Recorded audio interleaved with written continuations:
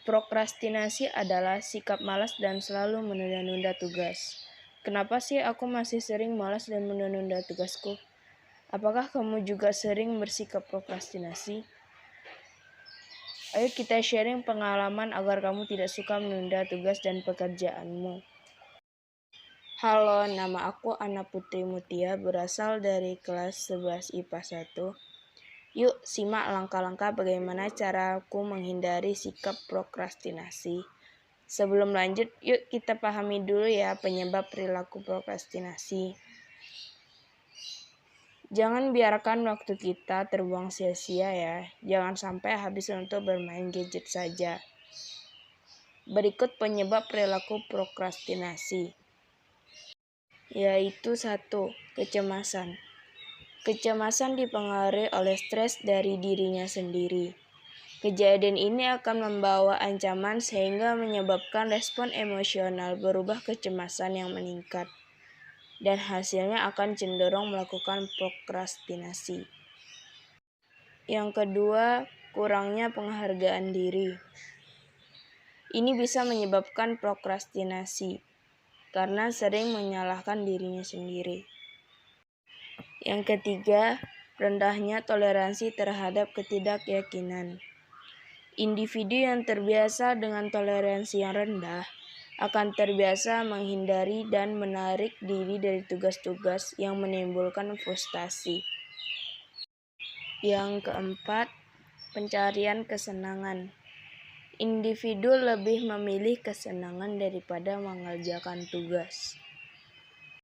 Yang kelima, rendahnya pendekatan terhadap tugas. Dan yang terakhir, stres dan kelelahan.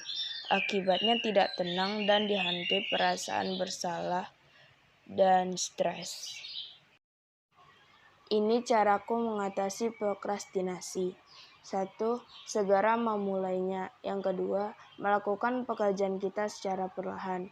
Yang ketiga, mengurangi distraksi di sekitar kita. Untuk itu, stop prokrastinasi. Karena menunda pekerjaan rumah mengakibatkan kamu tidur larut malam, terlambat bangun, dan dihukum guru.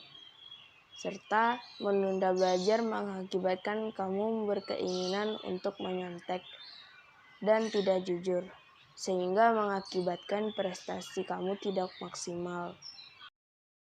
Untuk itu, ayo kita taklukkan kebiasaan menunda-nunda tugas atau prokrastinasi.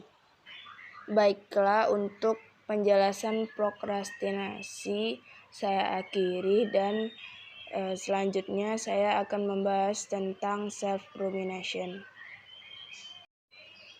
Para pakar berpendapat bahwa siklus kekhawatiran yang tidak terkontrol ini merupakan mekanisme penting dalam menentukan apakah seseorang mengalami kelainan psikologis seperti depresi, kegelisahan, kelainan pola makan, abuse, dan hal yang lebih buruk lainnya.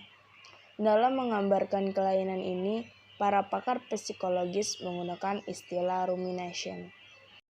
Rumination didefinisikan sebagai sesuatu yang tidak dapat dikontrol, selalu berpikir ulang penyebab, arti dari implikasi perasaan negatif atau kejadian yang sedang dihadapi.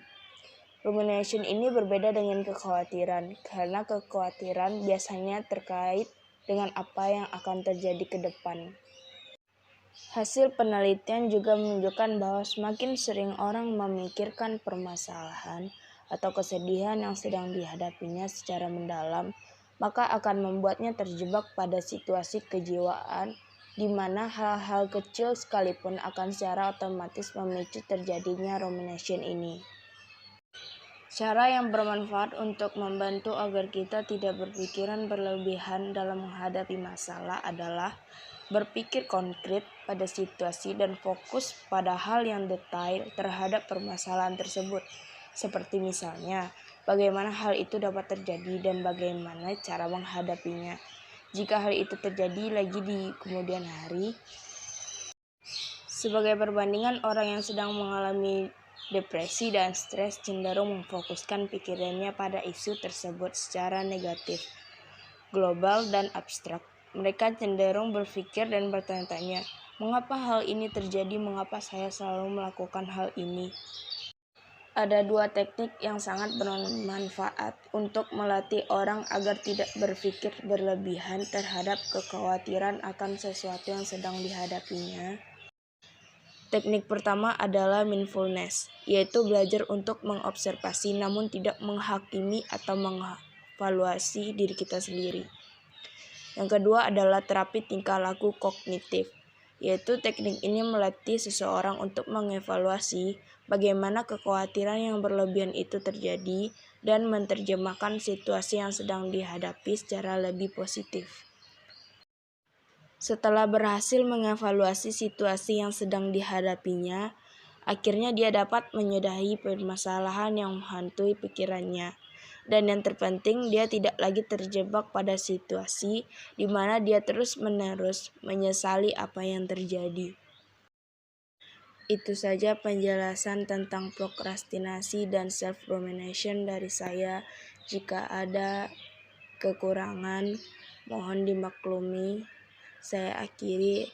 Assalamualaikum warahmatullahi wabarakatuh.